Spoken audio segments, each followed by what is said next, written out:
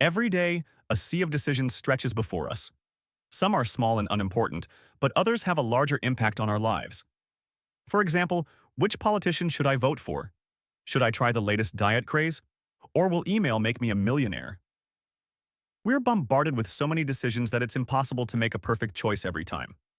But there are many ways to improve our chances, and one particularly effective technique is critical thinking.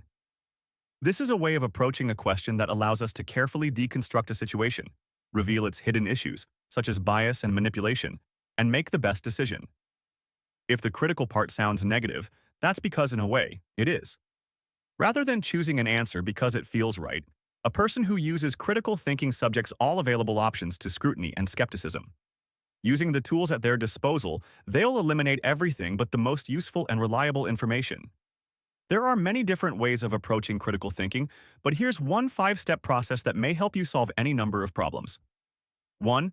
Formulate your question. In other words, know what you're looking for. This isn't always as straightforward as it sounds. For example, if you're deciding whether to try out the newest diet craze, your reasons for doing so may be obscured by other factors, like claims that you'll see results in just 2 weeks. But if you approach the situation with a clear view of what you're actually trying to accomplish by dieting, whether that's weight loss, better nutrition, or having more energy, that'll equip you to sift through this information critically, find what you're looking for, and decide whether the new fad really suits your needs. 2. Gather your information.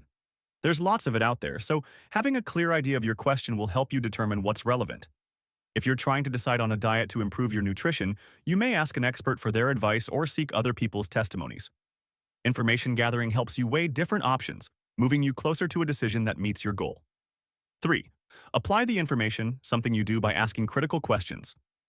Facing a decision, ask yourself, what concepts are at work? What assumptions exist? Is my interpretation of the information logically sound?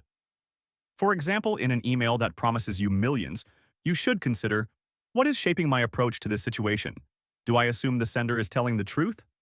Based on the evidence, is it logical to assume I'll win any money? 4. Consider the implications.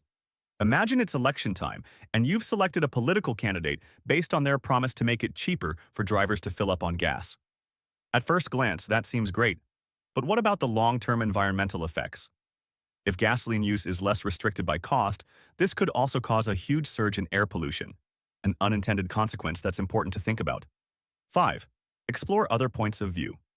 Ask yourself why so many people are drawn to the policies of the opposing political candidate.